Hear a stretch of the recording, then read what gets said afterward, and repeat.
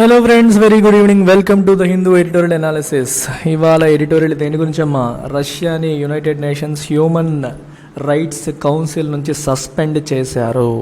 దానిపైన United Nations General అసెంబ్లీలో voting జరిగింది. ఈ ఓటింగ్లో రష్యాకి వ్యతిరేకంగా ఎక్కువ ఓట్లు పడడం జరిగింది. సో రష్యాని దాని నుంచి సస్పెండ్ చేయడం అనేది జరిగిందనమాట.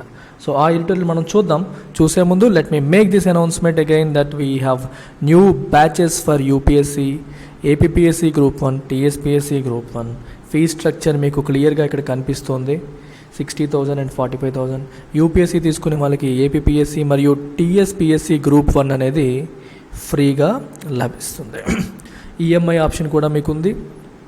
5,000 per month మీరు పే చేసి జాయిన్ అవ్వచ్చు. And this is valid till 15th April and you also have life time validity on all these courses. And this is the phone number. Doubts ఉంటే మీరు కాల్ చేసి discuss చేయవచ్చు. So ఎడిటోరియల్కి వెళ్ళే ముందు చిన్న బ్యాక్గ్రౌండర్ చూడాలి. United Nations Human Rights council గురించి కదా మనం మాట్లాడుతున్నాం. ఈ హ్యూమన్ రైట్స్ కౌన్సిల్ నుంచి రష్యాని సస్పెండ్ చేశారు. మరి హ్యూమన్ రైట్స్ కౌన్సిల్ గురించి చిన్న background. This slide was prepared by Sairam sir. చూడండి, it's an intergovernmental body with in the United Nations system. మరి ఇది ఎందుకంటే దీని పర్పస్ ఏంటి? For strengthening the promotion and protection of human rights around the world. దానికోసం ఇది ఏర్పాటు చేశారు. 2006లో క్రియేట్ చేయబడింది. అంతకుముందు human rights United Nations commission on human rights అని ఉండేది. దాన్ని ఇది రీప్లేస్ చేసిందనమాట. Headquartered in Geneva, Switzerland. ఇందులో మెంబర్ స్టేట్స్ అన్ని 47 మెంబర్ స్టేట్స్ ఉన్నాయి. అంటే యునైటెడ్ నేషన్స్లో ఉన్న అన్ని దేశాలు దీంట్లో మెంబర్స్ కాదమ్మా. ఓన్లీ 47 దేశాలు మాత్రమే దీనిలో మెంబర్ స్టేట్స్. మరి ఈ మెంబర్ స్టేట్స్ని ఎవరు ఎన్నుకుంటారు? అన్ని మెంబర్స్ కాదన్నప్పుడు వీటిని ఎవరో ఒకరు ఎన్నుకోవాలి కదా. Yes, United Nations General Assembly ఎన్నుకుంటుంది. దానికి ఏమైనా రూల్స్ అండ్ రెగ్యులేషన్స్ ఉన్నాయా? ఉన్నాయి. Council membership is based on equitable geographical distribution. చూడండి, ఆఫ్రికన్కి 13, ఏషియా పసిఫిక్కి 13, లాటిన్ అమెరికన్ కరీబియన్కి 8, వెస్టర్న్ యూరోపియన్ అదర్కి 7, ఈస్టర్న్ యూరోపియన్ స్టేట్స్కి 6 ఇవ్వడం అనేది జరిగింది. సో ఇందులో ఎవరైనా మెంబర్స్ అయితే they serve for a period of 3 years. మళ్ళీ they are not eligible for immediate reelection after serving 2 consecutive terms. 2 times చేయొచ్చు. 3rd time ఇమీడియట్గా వాళ్ళకి చేయడానికి అవకాశం అనేది ఇవ్వరు. ఎలిజిబిలిటీ అనేది ఉండదు. This is some background about United Nations Human rights commission. కొన్ని ఫ్యాక్చువల్ ఇన్ఫర్మేషన్ చూసుకోండి, గుర్తుపెట్టుకోండి అంతే. మరి ఇప్పుడు ఎడిటోరియల్లోకి వెళ్ళిపోదాం. సో ఎడిటోరియల్లో టైటిల్ ఏంటి మనకి? A message for Russia. రష్యాకి ఒక మెసేజ్. ఏంటి ఆ మెసేజ్? చూడండి. Putin should take note of the views of the global community and end the war. ఇప్పుడు United Nations Human Rights Council నుంచి దాన్ని సస్పెండ్ చేయాలని అన్ని దేశాలు రష్యాకి వ్యతిరేకంగా ఓటు వేసాయంటే అర్థం ఏంటి? రష్యా ఎంచుకున్న విధానాన్ని ప్రపంచంలో ఇన్ని దేశాలు వ్యతిరేకిస్తున్నాయి అని అర్థం అనమాట. The suspension of Russia from the United Nations Human Rights council has turned the global spotlight on the civilian killings in Ukraine. ఎందుకు సస్పెండ్ చేయాల్సి వచ్చిందంటే, యుక్రెయిన్లో జరుగుతున్న వార్లో కొంతమంది సివిలియన్స్ కూడా చనిపోయారు. అంటే నార్మల్ పీపుల్, హ్యూమన్, అంటే యుద్ధంలో మనం సైనికులతో ఫైట్ చేయొచ్చు, సైన్యాన్ని చంపొచ్చు, కానీ సివిలియన్స్ని చంపకూడదు. కానీ సివిలియన్స్ కూడా చాలామంది చనిపోయారనేది మనకి కనిపిస్తుంది. అండ్ దానికి రష్యా కారణమైందని చెప్పి ఇప్పుడు సస్పెండ్ చేయడం జరిగింది. దీనివల్ల ఎంటైర్ వరల్డ్ యొక్క ఫోకస్ యుక్రెయిన్లో జరిగిన సివిలియన్ కిల్లింగ్స్ వైపు మళ్ళింది. స్పాట్లైట్ అంటే ఫోకస్ అనమాట. ఎంటైర్ గ్లోబల్ ఫోకస్ దాని మీదకి వెళ్ళే పరిస్థితి వచ్చింది. The US sponsored resolution in the UN General Assembly was approved by 93 votes against 24 with 58 abstentions. Abstention అంటే అర్థం ఏంటి? పార్టిసిపేట్ చేయకపోవడం. Stay away. అబ్స్టెయిన్ అంటే స్టే అవే అని అర్థం. అబ్స్టెయిన్ అనే వర్బ్కి noun form abstention. That included India. So India కూడా ఓటింగ్లో పార్టిసిపేట్ చేయలేదు. Russia has faced immense criticism after bodies were found in the streets of Bucha, a northern Ukrainian town from where Russian troops withdrew following the Istanbul talks. ఇస్తాంబుల్లో peace talks జరిగాయి. ఎవరెవరికి? రష్యాకి యుక్రెయిన్కి మధ్యలో Istanbul host చేసింది. ఆ talks చర్చలు అయిన తర్వాత Russia ఆ టౌన్ నుంచి, నార్దర్న్ యుక్రేనియన్లో ఉన్న ఈ పర్టికులర్ టౌన్ ఏదైతే ఉందో, ఈ టౌన్ నుంచి రష్యా తన ట్రూప్స్ని ఉపసంహరించింది. విచిత్రం ఏంటంటే అదే టౌన్లో మనకి ఈ bodies, civilian bodies were found. Civilians గుట్టలుగా శవాల్లాగా అందులో కనిపించడం జరిగింది ఆ టౌన్లో. అక్కడ అది ఎప్పుడైతే బయటకు వచ్చిందో విషయం, రష్యన్ ట్రూప్స్ అక్కడ నుంచి విత్డ్రా అయిపోయి ఇస్తాంబుల్ టాక్స్ తర్వాత, ఇస్తాంబుల్లో శాంతి చర్చల తర్వాత. ట్రూప్స్ అంటే బలగాలు అనమాట. Russia claims it to be staged events and fakes. Russia ఏమంటుంది, లేదు మమ్మల్ని ప్రపంచవ్యాప్తంగా బద్నాం చేయడానికి యుక్రెయిన్ వాళ్ళు చేసిన స్టేజ్డ్ ఈవెంట్స్ ఇవి, నిజంగా మేము వాళ్ళని చంపలేదు, అలా చంపాము అన్నట్టుగా వాళ్ళు క్రియేట్ చేశారు, ఫేక్ ఇదంతా అని చెప్పి రష్యా అంటుంది. Well the truth should be established. But truth ఎప్పుడు వస్తుంది? In an independent UN monitored probe అంటే ఇన్వెస్టిగేషన్. ఇండిపెండెంట్గా యునైటెడ్ నేషన్స్ ఐక్యరాజ్య సమితి మానిటరింగ్లో జరిగే ప్రోబ్ ఏదైతే ఉందో, ఇన్వెస్టిగేషన్లో ఉందో, అప్పుడు ట్రూత్ అనేది బయటకు వస్తుంది. There is no doubt that civilians were targeted. Of course అది అయిన తర్వాత మనకి ప్రాపర్ ట్రూత్ బయటకు వస్తుంది, కానీ సివిలియన్స్ని టార్గెట్ చేశారు అనే విషయంలో ఎటువంటి డౌట్స్ లేవు. ఓన్లీ సైన్యాన్నే పట్టుకున్నారు, సివిలియన్స్ని పట్టుకోలేదు, సివిలియన్స్ నేను చేయలేదు అనడానికి లేదు. సివిలియన్స్ని కూడా టార్గెట్ చేశారు అనడానికి ఫిగర్స్ ఉన్నాయి. మీరు ఒకసారి ఇక్కడ ఫిగర్స్ చూడండి, మీకు క్లియర్గా కనిపిస్తుంది. According to the office of high commissioner for human rights, at least 1,611 civilians have been killed and 2,227 injured in Ukraine since the war began. War మొదలయ్యాక 1,611 మంది సివిలియన్స్ చంపబడ్డారు, 2,227 మంది సివిలియన్స్కు ఇంజూర్ అవ్వబడ్డారు, క్షతగాత్రులయ్యారు, దెబ్బలు తగిలాయి వాళ్ళకి వార్ మొదలైన తర్వాత. మరి సివిలియన్స్ని టార్గెట్ చేయకపోతే ఇంతమంది ఎలా చనిపోతారు, ఇంతమందికి ఎలా ఇంజూరీస్ జరుగుతాయి అనేది క్వశ్చన్. అందుకనే సివిలియన్స్ వర్ టార్గెటెడ్ అనే దాంట్లో నో డౌట్ అని చెప్పి సెంటెన్స్ చెప్తుంది. Russia cannot evade its responsibility. Evade అంటే తప్పించుకోవడం, ఇవేజన్ ఎగవేత, ట్యాక్స్ ఎవేజన్ అంటారు, పన్ను ఎగవేత. ఇక్కడ ఏంటి ఇవేట్ చేస్తుంది Russia? Responsibility for these losses. ఇన్ని లాసెస్ జరగడానికి తను బాధ్యత వహించను, రెస్పాన్సిబిలిటీ తీసుకోను అంటే కుదరదు. Russia has to take up responsibility, accept responsibility. Russia has to accept responsibility. It cannot evade its responsibility for these losses. ఈ లాసెస్కి రష్యా రెస్పాన్సిబిలిటీ తీసుకోకుండా తప్పుకోవడానికి లేదు. You have to accept, you cannot go away from it అని చెప్పి చెప్తున్నారు. When Russia began the invasion అంటే ఏంటి? ఆక్రమణ. ఈ ఇన్వేజన్ని బిగిన్ చేసినప్పుడు, మొదలుపెట్టినప్పుడు Russian president Vladimir Putin had said the main objectives of what he called the special military operation. ఈయన తీసుకున్న ఈ వార్కి ఆయన ఒక పేరు పెట్టాడు, ఏమని? స్పెషల్ మిలిటరీ ఆపరేషన్ అని చెప్పాడు. మరి దీని యొక్క మెయిన్ ఆబ్జెక్టివ్స్ ఏంటి అంట? Were the demilitarisation and denazification of Ukraine. Demilitarisation and denazification of Ukraine అని చెప్పడం జరిగింది. సో ఇక్కడ డీనాజిఫికేషన్ అండ్ డీమిలిటరైజేషన్ అనే పదాలు వాడారు. సో మిలిటరైజేషన్ అంటే చూడండి, ఇక్కడ 2-3 రకాల మీనింగ్స్ తీసుకోవచ్చు. అమెరికా లాంటి బయట దేశాలు కూడా యుక్రెయిన్లో మిలిటరీ బేసెస్ని మెయింటైన్ చేస్తున్నాయి. మిలిటరీ బేస్ అంటే ఒక విదేశం, అంటే ఒక ఫారిన్ కంట్రీ ఇంకో దేశంలో వాళ్ళ మిలిటరీని మెయింటైన్ చేస్తే దాన్ని మిలిటరీ బేస్ అంటాం. అలా మెయింటైన్ చేస్తుంది. అలాగే డీనాజిఫికేషన్ అంటే నాజీస్ ఏం చేశారు? జెనోసైడ్, ఒక కొన్ని రకాల జాతుల్ని కంప్లీట్గా చంపించేయడం జరిగింది. ఇక్కడ ఏమంటున్నాడంటే కీవ్, మన యుక్రెయిన్ రాజధాని కీవ్, అంటే ఈ యుక్రెయిన్లో అబ్యూస్ జరుగుతోంది, కొంతమందిని హ్యూమన్ రైట్స్ వైలేషన్ జరుగుతున్నాయి, అంటే అక్కడ అధికారంలో ఉన్న ప్రభుత్వం ఎంతోమందిని చంపేస్తుంది, ఇంక్లూడింగ్ రష్యన్ నేషనల్స్ అని చెప్పి పుతిన్ ఆరోపిస్తున్నారు. అందుకోసం మేము స్పెషల్ మిలిటరీ ఆపరేషన్ చేస్తున్నాము, వాళ్ళు చేస్తున్న ఈ అబ్యూస్ని, వైలెన్స్ని, జెనోసైడ్ని ఆపాలి అనేదే మా ప్రధాన ఉద్దేశం. ఈ డీమిలిటరైజేషన్, డీనాజిఫికేషన్ ఆఫ్ యుక్రెయిన్ని ఆపాలి అనేది మెయిన్ ఆబ్జెక్టివ్స్ మా మెయిన్ ఆబ్జెక్టివ్స్ అవి అని చెప్పి ఈ స్పెషల్ మిలిటరీ ఆపరేషన్ని ప్రారంభించడం అనేది జరిగింది. Considering the 3-front war Russia launched, it was evident that Moscow wanted to meet it's real objectives.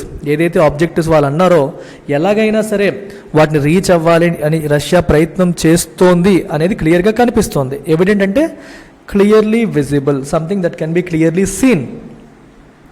What ever they were, వాళ్ళు ఏవైతే అనుకున్నారో అవన్నిటిని చాలా తొందరగా సాధించేయాలని చెప్పి రష్యా అనుకుంది. 3 వైపుల నుంచి రష్యా మొత్తం వాళ్ళని లాక్ చేసేయాలని చెప్పి ప్రయత్నం జరిగింది. బట్ యుక్రెయిన్స్ ఫియర్స్ రెసిస్టెన్స్, యుక్రెయిన్ వాళ్ళు ఎంత స్ట్రాంగ్గా రెసిస్ట్ చేస్తారని, వాళ్ళ ఫైట్ని అడ్డుకుంటారని చెప్పి రష్యా ఊహించలేదు. ఫియర్స్ అంటే చాలా పవర్ఫుల్గా వాళ్ళ యొక్క ఫైట్ని యుక్రెయిన్ తలదించకుండా ఒప్పుకోకుండా ఫైట్ కంటిన్యూ చేస్తూ వస్తుందన్నమాట. సో రెసిస్టెన్స్ అనేది చూపిస్తుంది. It did not give up. And especially in the నార్త్లో అస్సలు గివప్ చేయట్లేదు. దీనివల్ల ఏమైందంటే కాన్ఫ్లిక్ట్ యొక్క దారి మళ్ళింది. రష్యా ఏంటి గొడవ పెట్టి మొత్తం యుద్ధంలాగా చేసి మొత్తం తను ఏదైతే అనుకుందో కంప్లీట్గా చేసేద్దాం అనుకుంది. అన్ఫార్చునేట్లీ టైం అవుతుంది కానీ రష్యా అనుకున్న ఆబ్జెక్టివ్స్ ఫుల్ఫిల్ అవ్వట్లేదు. దానివల్ల కాన్ఫ్లిక్ట్ యొక్క దారి మారిపోయింది. Which now looks like a war of attrition. అంటే ఏదో వాళ్ళని వీకెండ్ చేయాలి, focusing on Ukraine's east. Ukraine east పైన ఫోకస్ చేసి యుక్రెయిన్ని వీకెండ్ చేయాలనే ప్రయత్నం తప్పితే పెద్దగా కంప్లీట్గా క్యాప్చర్ చేసుకునే పరిస్థితులు, తన ఆబ్జెక్టివ్ని ఫుల్ ఫ్లెడ్జ్డ్గా అచీవ్ చేసే పరిస్థితులు కనిపించట్లేదు. It has become a war of attrition. Attrition అంటే పదానికి మీనింగ్ ఏంటమ్మా? అట్రిషన్ అంటే ఇక్కడ meaning the process of reducing something's స్ట్రెంగ్త్ని తగ్గించే ప్రయత్నం తప్పితే ఇంకేమీ లేదు. ఒకళ్ళ బలాన్ని ఒకళ్ళు తగ్గించుకునే ప్రయత్నం తప్పితే ఇంకా ఈ వార్ అనేది ఎవరి ఆబ్జెక్టివ్స్ ఫుల్ఫిల్ అయ్యేలా కనిపించట్లేదు అని చెప్పి రాశారు. Now, both Ukraine and Russia are in difficult situations. Ukraine పరిస్థితి బాలేదు, రష్యా పరిస్థితి బాలేదు. The Ukrainians with military and financial aid from the West have pushed back in North. Northలో వెస్టర్న్ మిలిటరీ ఎయిడ్ మరియు ఫైనాన్షియల్ ఎయిడ్ సహాయాన్ని ఉపయోగించుకొని ఏదో రకంగా పుష్ బ్యాక్ చేయగలిగారు. కానీ lost territories in east and సౌత్లో టెరిటరీస్ని కోల్పోయారు. గివెన్ ది పవర్ ఇంబ్యాలెన్స్ అని అర్థం ఏంటి? రష్యా పవర్ ఆబ్వియస్గా ఎక్కువ, యుక్రెయిన్ ఏమో చిన్నది. కంపారిటివ్గా చాలా ఇంబ్యాలెన్స్ ఉంది. It is unlikely that Ukraine can regain the last territories. A territories అయితే యుక్రెయిన్ కోల్పోయిందో రష్యాకి అవి మళ్ళీ తిరిగి దక్కించుకునే పరిస్థితి లేదు. ఏ నెగోషియేషన్లోనైనా సరే రష్యా ఒప్పుకోదు. Russia now seems to have been bogged down in the battlefield. Russia కూడా బాగ్ డౌన్ అంటే ఇంకా చూడండి, ఇప్పుడు if you are bog down in a mud అంటే బురదలో కూరుకుపోయారు అంటే యుద్ధంలో పూర్తిగా కూరుకుపోయినట్టుగా కనిపిస్తుంది. With international criticism mounting on its war conduct. మీ వార్ కండక్ట్ బాగాలేదు, సివిలియన్స్ని కూడా మీరు టార్గెట్ చేస్తున్నారు, మీ ప్రవర్తన బాగాలేదని ఇంటర్నేషనల్ కమ్యూనిటీ అంతా కూడా రష్యాని తిడుతోంది. రష్యా ఏమో పూర్తిగా బాగ్డౌన్ అయిపోయినట్టుగా కనిపిస్తుంది. అంటే వార్ అనేది తన పైన ఒక పెద్ద భారం అయిపోవడం. If you are bog down by the problems అంటే ప్రాబ్లమ్స్ అని నీ నెత్తి మీద భారం అయిపోతున్నాయి అని అర్థం అనమాట. టు బికమ్ స్టక్ అనే మీనింగ్ వస్తుంది. What is in the best mounting అంటే మీనింగ్ ఏంటి ఇక్కడ? మౌంటింగ్ అంటే వార్ కండక్ట్ అంటే యుద్ధంలో తన ప్రవర్తన, కండక్ట్ అంటే ప్రవర్తన బాగాలేదని చెప్పి ఇంటర్నేషనల్గా క్రిటిసిజం అనేది మౌంట్ అవుతుంది. మౌంట్ అంటే తన మీద ఇంకా పడుతోంది అని అర్థం. మౌంట్ అంటే to place it on something, ఒక దానిపైన పెట్టడం అనమాట. రష్యా మీద ఇంటర్నేషనల్ కమ్యూనిటీ క్రిటిసిజం అనే ప్రెజర్ పెడుతుంది. తప్పు చేస్తున్నారు మీరు, మీ కాంటాక్ట్ బాగాలేదని చెప్పి ప్రెజర్ పెట్టడం అనేది జరుగుతుంది. What is in the best interest of all parties is a cessation of hostilities and diplomatic solution. మరి ఇప్పుడు ఏం చేయాలి? అందరికీ మంచి ఏమవుతుంది? సెసేషన్ అంటే స్టాప్ చేయడం, కంప్లీట్గా ఆపేయాలి. వేటిని ఆపేయాలి? హోస్టిలిటీస్ అంటే అన్ఫ్రెండ్లీ యాక్షన్స్. హోస్టైలిటీ అంటే అన్ఫ్రెండ్లీ, హోస్టైల్ అంటే అన్ఫ్రెండ్లీ అని అర్థం. ఈ హోస్టిలిటీస్ని ఏం చేయాలి? కంప్లీట్గా ఆపేయాలి. మరి ఏం కావాలి? డిప్లొమాటిక్ సొల్యూషన్ కావాలి. We need diplomatic solution. ఇలా వార్ లాంటి సొల్యూషన్ కాదు, డిప్లొమాటిక్గా కూర్చుని మాట్లాడుకునే సొల్యూషన్ కావాలి. We should not have hostilities. The Istanbul talks had opened a path towards peace. ఇస్తాంబుల్లో, టర్కీ రాజధాని ఇస్తాంబుల్లో మనకి యుక్రెయిన్కి రష్యాకి మధ్యలో టాక్స్ జరిగాయి, చర్చలు జరిగాయి. సరే, పీస్ వైపు ఒక మార్గం అనేది అక్కడ ఓపెన్ అయింది. According to the Ukrainian proposals, మరి ఆ టాక్స్లో యుక్రేనియన్ ప్రపోజల్స్లో ఏం చెప్తున్నారు? President Zelensky has agreed to accept neutrality in return for multilateral security assurances. చూడండి ఇక్కడ, ఇప్పుడు నేటోలో మెంబర్ కావద్దు అని చెప్పి రష్యా అంటుంది. You should not become a member of NATO అంటుంది. సో మీరు న్యూట్రల్గా ఉండండి, you should not be part of any member అని చెప్పి రష్యా యొక్క డిమాండ్. యుక్రెయిన్ దానికి ఒప్పుకుంది. కాకపోతే నేను ఎవరితోని మెంబర్ కాను, కాకపోతే ఇప్పుడు నువ్వు నా మీద అటాక్ చేసావు, రేపు పొద్దున కూడా ఎలాగే అటాక్ చేస్తే నా పరిస్థితి ఏంటి? So I want security guarantee, నాకు సెక్యూరిటీ గ్యారంటీ ఇవ్వాలి. ఎవరు ఇవ్వాలి? మల్టీలాటరల్ సెక్యూరిటీ గ్యారంటీ అనే పదం రాశారు. మల్టీలాటరల్ సెక్యూరిటీ అష్యూరెన్సెస్ నాకు కావాలి అన్నారు. అంటే ఒక దేశం కాదు, ఒక 4-5 దేశాలు కలిపి నాకు ప్రొటెక్షన్ ఇస్తామని చెప్పి మాట ఇవ్వాలి. ఇన్ఫ్యాక్ట్ పోలాండ్, కెనడా ఇలాంటి కంట్రీస్ అడిగిందనమాట. వీళ్ళందరూ కలిపి నాకు నా మీద అటాక్ జరిగితే నాకు ప్రొటెక్షన్ ఇస్తామని చెప్పి గ్యారంటీ ఇవ్వాలని చెప్పి ఎవరు అడిగారు? ఎష్యూరెన్స్ ఇవ్వాలి అని చెప్పి ఎవరు అడిగారు? యుక్రెయిన్ అడిగింది. మరి అలా ఇస్తే వాళ్ళు ఏం చేస్తారు? నాటోకి దూరంగా ఉంటాము, మేము ఎవరితోనే మెంబర్షిప్ తీసుకోము అని చెప్పి చెప్పారు. Is also ready for a consultation period of 15 years for Crimea which Russia annexed in 2014. 2014లో క్రీమియాని రష్యా ఎనెక్స్ చేసింది. ఎనెక్స్ అంటే తనలో కలిపేసుకుంది. ఆ విషయంలో కూడా 15 years కన్సల్టేషన్ పీరియడ్కి మేము సిద్ధంగా ఉన్నాము, మాట్లాడుకుందాము, డిస్కషన్ చేసుకుందామని చెప్పి అనడం జరిగింది. And discuss the status of self declared Donetsk and Luhansk republics in a summit with Mr Putin. ఈ డొనెస్క్, లుహాన్స్క్ ఉన్నాయి చూడండి, ఈ రెండు కూడా సెల్ఫ్ డిక్లేర్డ్ రిపబ్లిక్స్. మేము యుక్రెయిన్లో భాగం కాదని వాళ్ళకి వాళ్ళు ఇండిపెండెంట్ అని చెప్పి వాళ్ళకి వాళ్ళు డిక్లేర్ చేసుకున్నారు. ఆ రెండు దేశాలని రష్యా కూడా మేము గుర్తిస్తున్నామని చెప్పింది. అండ్ ఇట్ ఈజ్ లైక్, చూడండి, ఇండియాలో మన కాశ్మీర్ ఉంది. కాశ్మీర్ ఏమో నేను ఇండియాకి సంబంధం లేదు, కాశ్మీర్ ఈజ్ అ రిపబ్లిక్ అని చెప్పి దాన్ని ప్రకటించేసుకుంది అనుకోండి. దాన్ని పక్కనున్న చైనా నేను గుర్తిస్తున్నాను అన్నాడు అనుకోండి. అలాంటిది అనమాట. యుక్రెయిన్లో ఈ రెండు భాగంగా ఉండేవి. ఈ రెండు సెపరేట్, మేము యుక్రెయిన్లో భాగం కాదు, మేము సెపరేట్గా అయిపోతామని చెప్పి వాళ్ళు డిక్లేర్ చేసుకున్నారు. దాన్ని మేము గుర్తిస్తున్నామని చెప్పి రష్యా యాక్సెప్ట్ చేసి, రష్యా ఏమో దాన్ని గుర్తిస్తున్నానని చెప్పింది. ఆ స్టేటస్ విషయం కూడా మళ్ళీ మాట్లాడదాం. అవి నిజంగా రిపబ్లిక్సా, అంటే ఎవరితో సంబంధం లేకుండా ఉంటాయా, లేదా యుక్రెయిన్లో భాగమా, ఇలాంటి విషయాలు మళ్ళీ ఒకసారి డిస్కస్ చేద్దాము in a summit with Mr Putin. పుతిన్తో ఒక సమిట్, శిఖరాగ్ర సమావేశం, ఒక మీటింగ్లో డిస్కస్ చేయడానికి కూడా యుక్రెయిన్ ముందుకు వస్తుంది. It was after these proposals, ఈ ప్రపోజల్స్ అని పెట్టిన తర్వాత that the Russians announce their pull back from the north. అప్పుడు నార్త్ నుంచి పుల్ బ్యాక్ వాళ్ళు అనౌన్స్ చేశారు. ఇస్తాంబుల్లో ఈ డిస్కషన్ అంతా జరిగాక వీళ్ళందరూ ఈ ప్రపోజల్స్ పెట్టిన తర్వాత అప్పుడు వాళ్ళు మేము వెళ్ళిపోతాం ఎక్కడి నుంచి చెప్పి అనౌన్స్ చేయడం జరిగింది. But the Bucha killings appear to have clouded the peace process. ఈ ఎంటైర్ పీస్ ప్రాసెస్ని ఈ బుక్కా కిల్లింగ్స్ కంప్లీట్గా క్లౌడ్ చేస్తాయి. క్లౌడ్ అంటే హేజీ చేస్తాయి. ప్రాసెస్ క్లియర్గా ఉంది, అవుతుంది అనుకునే టైంకి క్లౌడ్ అంటే to make something hazy, unclear, కంప్లీట్గా దాన్ని కమ్మేశాయి. ఏదో ఒక పద్ధతిగా వెళ్తుందిరా బాబు అంటే మళ్ళీ కిల్లింగ్స్ వచ్చి మొత్తం ఇది ఆవహించేసింది, కమ్మేసింది, పాత్ క్లియర్గా లేకుండా చేసేసింది అని అర్థం. The investigation in the civilian killings should go on in parallel and not derail the diplomatic process. Civilian కిల్లింగ్స్లో జరుగుతున్న ఇన్వెస్టిగేషన్ ఏదైతే ఉందో, ఇప్పటికి చెప్పాను, యునైటెడ్ నేషన్స్ మానిటరింగ్లో సెపరేట్గా ప్రోబ్ జరగబోతుంది. అది ప్యారలల్గా జరుగుతూ ఉండాలి. అది జరుగుతుంది కదా అని చెప్పి డిప్లొమాటిక్ ప్రాసెస్ ఆగిపోకూడదు. ఈ డిప్లొమాటిక్ డిస్కషన్స్, రెండు దేశాల మధ్య ఈ డిస్కషన్స్ ఏవైతే ఉన్నాయో వార్ని ఎండ్ చేయడానికి, ఆ ప్రాసెస్ దారి తప్పకూడదు. డిరైల్ అంటే పట్టాలు తప్పడం. ఇప్పుడు చూడండి, ఒక ప్రాసెస్ ఇలా నడుస్తుంది, దాన్ని ఆపకండి, లెట్ ఇట్ కంటిన్యూ, దాన్ని మధ్యలో ఆపొద్దు అని చెప్పి చెప్తున్నారు. అటు ప్రోబ్ పని సెపరేట్గా జరగనియండి, don't let it interfere with this process అని అంటున్నారు. Russia should follow up on its words with more demonstrable actions to end the hostilities. Russia కూడా ఏదైతే అక్కడ మాట ఇచ్చిందో వాటిని ఫాలో అప్ చేయాలి. మరియు నేను నిజంగానే శాంతి కోరుకుంటున్నానని చెప్పి డిమాన్స్ట్రేట్ చేసేలాగా, ప్రపంచ దేశాలకు తెలియజేసేలాగా యాక్షన్స్ అనేవి తీసుకోవాలి. టు ఎండ్ ది హాస్టిలిటీస్, ఈ అన్ఫ్రెండ్లీ రిలేషన్స్ని ఎండ్ చేయడానికి తన యాక్షన్, తన పార్ట్ తను తీసుకోవాలి. The war has damaged it's economy and it's reputation as a great power. War ఏం చేసింది? ఎకానమీని డ్యామేజ్ చేసింది, it's reputation as a great పవర్ని కూడా డ్యామేజ్ చేసేసింది. While causing unspeakable losses and destruction in Ukraine. అదే సమయంలో యుక్రెయిన్లో అన్స్పీకబుల్ లాసెస్ అంటే చెప్పలేనంత నష్టాన్ని, డిస్ట్రక్షన్ని, విధ్వంసాన్ని యుక్రెయిన్లో సృష్టించింది. The most important message from the UN body to Moscow is that it should seize the fire and take the path of diplomacy immediately. మరి United Nations body ఏం చేయాలి ఇప్పుడు?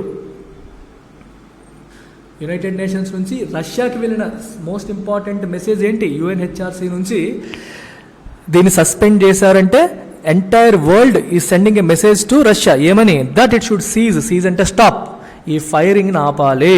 And take the path of diplomacy, దౌత్యం వైపు అడుగులు వేయాలి, కూర్చొని మాట్లాడుకోవాలి, యుద్ధం అనేది ఆపాలి అని ఇండైరెక్ట్గా, ఇన్ఫ్యాక్ట్ డైరెక్ట్గానే ప్రపంచ దేశాలన్నీ కూడా రష్యాకి తెలియజెప్పినట్టు అనమాట. So that's about it. So చాలా ఈజీ ఆర్టికల్, స్ట్రైట్ ఫార్వర్డ్, ఇందులో ఏం లేదు, అందుకే ఎక్కువ టైం తీసుకోలేదు నేను. సో మీ అందరికీ చెప్తున్నాను, రోజుని ఇంగ్లీష్ ఇన్ఫినిటీ క్లాసెస్ జరుగుతున్నాయి మీకు. ఇందులో మీకు అన్ని కాంపిటేటివ్ ఎగ్జామ్స్కి, ఎస్పెషల్లీ యూపీఎస్సీ బ్యాచ్, సీసాట్ మీరు ప్రిపేర్ అయినా సరే హ్యాపీగా మీరు జాయిన్ అవ్వచ్చు. దీంట్లో మోస్ట్ డిఫికల్ట్ ఆస్పెక్ట్స్ నేను డీల్ చేస్తాను, లైక్ రీడింగ్ కాంప్రహెన్షన్ లాంటివి నేను డీల్ చేస్తాను. Remaining basic grammar, other aspects అన్నీ మన శ్యామ్ సార్ డీల్ చేస్తారు. క్రిటికల్ రీజనింగ్, రీడింగ్ కాంప్రహెన్షన్ లాంటి అంశాలను నేను డీల్ చేస్తాను అన్నమాట. అంతే. ఇంకా ఇండివిజువల్గా మీరు ఏదైనా సబ్జెక్ట్ తీసుకోవాలన్నా స్పెషల్ ఆఫర్ నడుస్తుంది. ఎకానమీ, హిస్టరీ, పాలిటీ, జోగ్రఫీ ఏదైనా సరే కేవలం 5,000 పే చేసి మీరు జాయిన్ అవ్వచ్చు. And even individual subject it comes with lifetime validity. That's about it. This is the number. Take care. Bye.